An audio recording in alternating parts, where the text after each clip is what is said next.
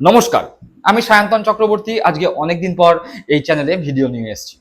যদিও এই চ্যানেলে আপনারা রাজনীতির ভিডিও দেখেই থাকেন, কিন্তু আজকের বিষয়টি রাজনীতি হলেও সেই রাজনীতির মধ্যে কোনো সিরিয়াস কথা নেই। আছে হাসি ঠাট্টা তামাশা, আছে মজা, আছে রসিকতা। রাজনীতি মানেই যে সব সময় সিরিয়াস কচকচানি হতে হবে, রাজনৈতিক কচকচানি হতে হবে, সেরকম কোনো মাথার দিব্যি নেই। বরং রাজনীতির মধ্যেও বেশ রঙ্গতামাশা লুকিয়ে থাকতেই পারে।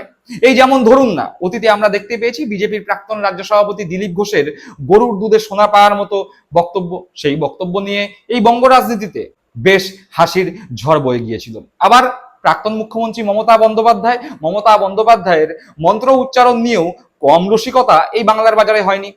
এমনকি নতুন যে আমাদের মুখ্যমন্ত্রী শুভেন্দু অধিকারী, তিনিও মাঝে মধ্যে বিরোধী দলনেতা থাকার সময় মেজাজ হারিয়ে তেড়ে গিয়েছিলেন উল্টো দিকের সদস্য সমর্থকদের।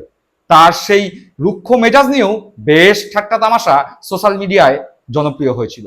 তা সেই বঙ্গ রাজনীতি একদম সিরিয়াস হয়ে যাবে হুট করে, তাতে যে ঠাট্টা তামাশা থাকবে না তা নয়। বরং আজকের ডেটে দাঁড়িয়ে একটা বিষয় নিয়ে বেশ ঠাট্টা তামাশা, বেশ হাসি মজা দেখা যাচ্ছে, আর সাথে সাথে দেখা যাচ্ছে হতাশাও। অর্থাৎ আজকের বিষয়ে রাজনীতির অঙ্গনে হতাশা মিশ্রিত ঠাট্টা তামাশা। কেন?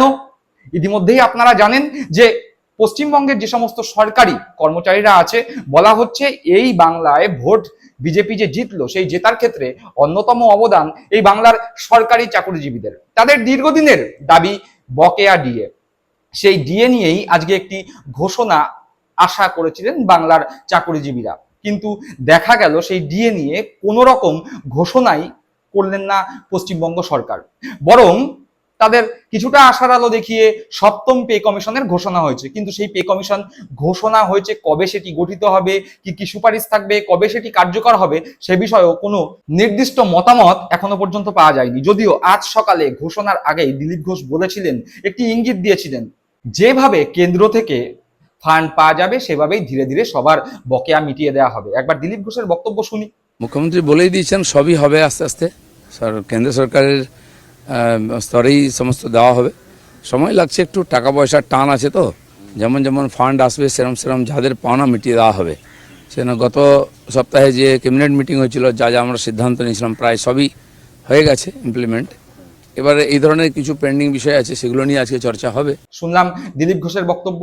অর্থাৎ দিলীপ ঘোষ সকালেই কিন্তু একটা ইঙ্গিত দিয়েছিলেন যে আজকের বিষয়ে অন্ততপক্ষে ডিএ হবে না।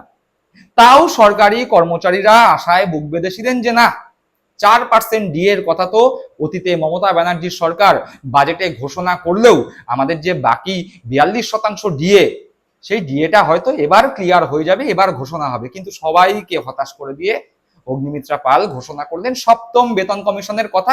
একই সাথে তিনি জানিয়ে দিলেন ডিএ নিয়ে এখনই কোনো রকম আলোচনা হয়নি, ভবিষ্যতে ক্যাবিনেট বৈঠকে সে বিষয়ে আলোচনা হলে তিনি সংবাদ মাধ্যমকে জানাবেন। সেটাও শুনি।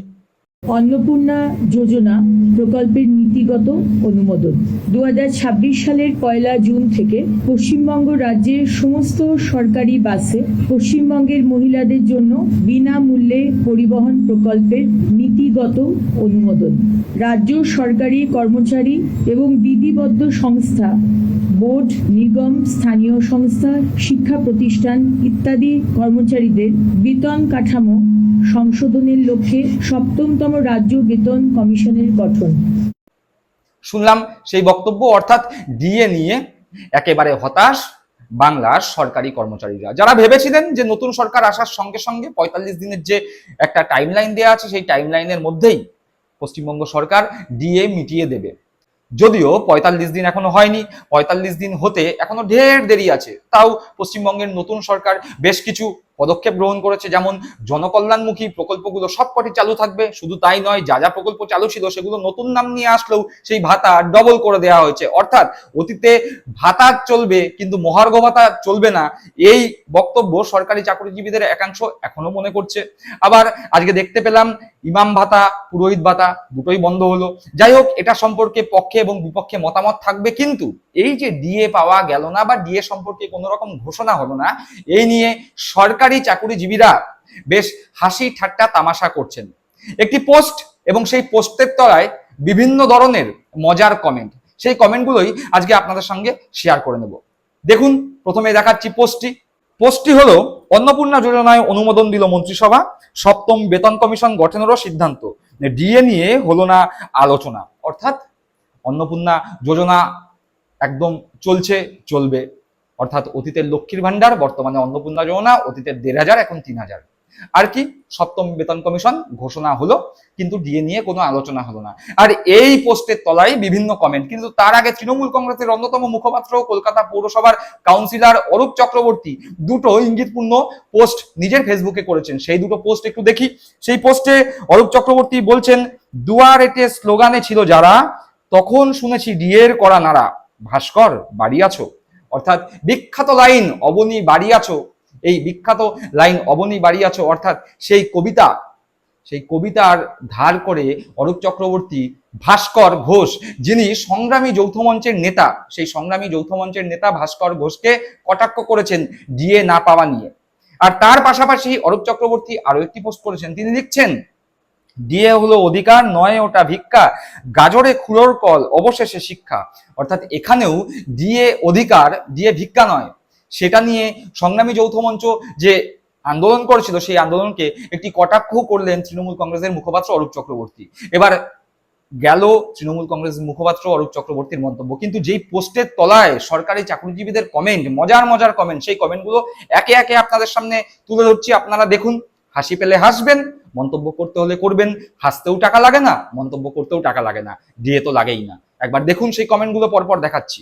কতবার সপ্তম পে কমিশন গঠন হবে? ভোটের আগে পূর্ববর্তী সরকার সপ্তম পে কমিশন গঠন করেছিলেন, এনারা তো বলছিলেন 45 দিনের মধ্যে কার্যকরী হবে। চোর সরিয়ে ডাকাত নিয়ে আসা হলো এবার, বোঝো ঠেলা। অর্থাৎ এখানে এই ব্যক্তি কটাক্ষ করছেন নতুন সরকারকে। তিনি বলছেন, অতীতে যে সরকার ছিল অর্থাৎ তৃণমূল কংগ্রেস সরকার, তারাই তো বলেছিল সপ্তম পে কমিশন ঘোষণার কথা।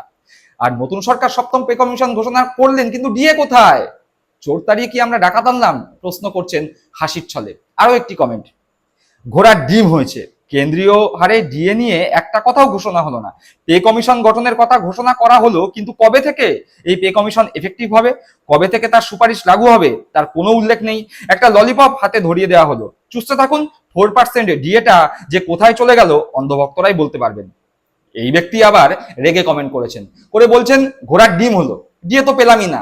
অতীতে তৃণমূল কংগ্রেস সরকার বাজেটে যে 4% ডিএর কথা বলেছিল, সেটাও গায়েব হয়ে গেল। হাতে একটা ললিপপ ধরিয়ে দিল, সেই ললিপপ সপ্তম পে কমিশন। ইনি হাসির ছলে বলেননি, ইনি খানিকটা রেগেই বলেছেন। কমেন্ট দেখে বোঝা যাচ্ছে। আরেকটি কমেন্ট, এই সরকার আমলে তো রাস্তায় নেমে আন্দোলন করাও যাবে না, পিঠের ছাল তুলে নেবে, ভরসাহীন ডিএ আউট। অর্থাৎ এই ব্যক্তি কিন্তু বেশ গুরুত্বপূর্ণ কথা বলেছেন। তিনি বলছেন, তৃণমূল সরকারের আমলে ডিএ জন্য রাস্তায় নেমে তো আন্দোলন করা হতো, কিন্তু এই সরকারের আমলে কি আন্দোলন করা যাবে? এই সরকার তো আন্দোলন করতে নামলে পিঠের ছাল চামড়া তুলে নিতে পারে, এরকম আশঙ্কা প্রকাশ করেছেন। একই সাথে বিজেপির যে স্লোগান ভয় আউট ভরসাহীন, সেই স্লোগানকে কিছুটা বিকৃত করে এক ব্যক্তি বলছেন ভরসাহীন ডিএ আউট। যাকে পরের কমেন্টে আসি। পরের কমেন্টে বলছে, এবার কি বলবেন সৈকত বাবু, ভাস্কর বাবুরা? আমি বলছি শুনুন, যাহাই তৃণমূল তাহাই বিজেপি, প্ল্যান করে বামপন্থীদের উঠতে না দেওয়ার ফল সকলকে ভোগ করতে হবে। এই ব্যক্তির সমর্থনে এক ব্যক্তি বলছেন সেটাই। ইনি আবার বোঝাই যাচ্ছে ইনি বামপন্থী। ইনি বলছেন যাহা তৃণমূল তাহাই বিজেপি, তৃণমূলও দিয়ে দেয়নি, এই সরকারও দিয়ে দেবে না। অর্থাৎ এনার বক্তব্য অনুযায়ী চক্রান্ত করে বামফ্রন্টকে এগিয়ে আসতে দেয়া হলো না।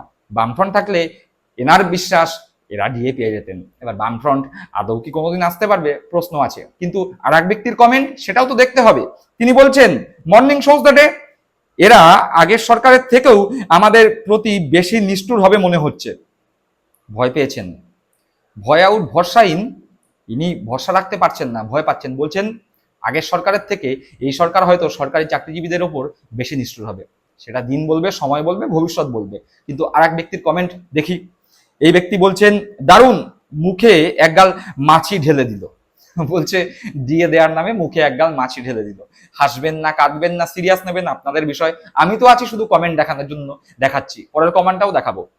অন্নপূর্ণা ভান্ডার আর অন্নপূর্ণা ভান্ডার, ডিএটা কি অন্নপূর্ণা ভান্ডারের মধ্যেই আছে? এই ব্যক্তি আর একটা গুরুত্বপূর্ণ প্রশ্ন করেছেন। শুধু অন্নপূর্ণা ভান্ডার টিভিতে, খবরের কাগজে, ডিএ নিয়ে কোথাও আলোচনা নেই। তাই তিনি বিস্ময় প্রকাশ করেছেন, ডিএটা কি অন্নপূর্ণা ভান্ডারের মধ্যেই লুকিয়ে আছে? কি জানি। খবরে তো দেখাচ্ছে ডিএ নিয়ে কোনো আলোচনা হয়নি। পরের কমেন্ট, ডিএ নিয়ে কোনো খবর নেই, অদ্ভুত। এ তো প্রতীক্ষার পর কিনা মে মাসে এপ্রিল ফুল। এই ব্যক্তি বেশ হাসির কমেন্ট করেছে। এপ্রিল মাস আগে চলে গিয়ে এবার মে মাসে সরকারও পরিবর্তন হয়ে গেছে, কিন্তু মে মাসেই এবার এপ্রিল ফুল হলো সরকারি চাকরিজীবীরা। পরের কমেন্ট, সরকার তুমি সরকারেই আছো, তুমিও দান খয়রাতিতে মজে রইলে। অর্থাৎ এই ব্যক্তি শ্লেষাত্মক একটি মন্তব্য করেছেন। তিনি বলছেন সরকারের পরিবর্তন হয়েছে কিন্তু সরকার সরকারেই আছে, সরকার দান খয়রাতিতেই ব্যস্ত, ডিএ নিয়ে ইনি হতাশ, বোঝাই যাচ্ছে। এরপরের কমেন্ট, ডিএ নিয়ে কিছুই বললই না, মানে আমরা আজীবন বঞ্চিত, চিরকাল বঞ্চিতই থাকবো। এই ব্যক্তি কাজের কাজ করেছেন, কাজের কথা বলেছেন, বলছেন আজীবন আমরা বঞ্চিত। সিপিএম তৃণমূল কোনো আমাদের কথাই তিনি ঘোষণা করেননি, তিনি বলেছেন যে সরকারি কর্মীরা আজীবন বঞ্চিত, ভবিষ্যতেও বঞ্চিত থাকবে। এবার দেখার এদের বঞ্চনা বর্তমানের রাজ্য সরকার, বর্তমানের মুখ্যমন্ত্রী, বর্তমানের অর্থমন্ত্রী, বর্তমান সরকারের মন্ত্রিসভা শোনেন কিনা। দর্শক বন্ধুরা, আপনারা শুনলেন, হাসবেন, কাঁদবেন, মন্তব্য করবেন, গালাগাল করবেন কমেন্ট বক্সে। সকলে ভালো থাকবেন।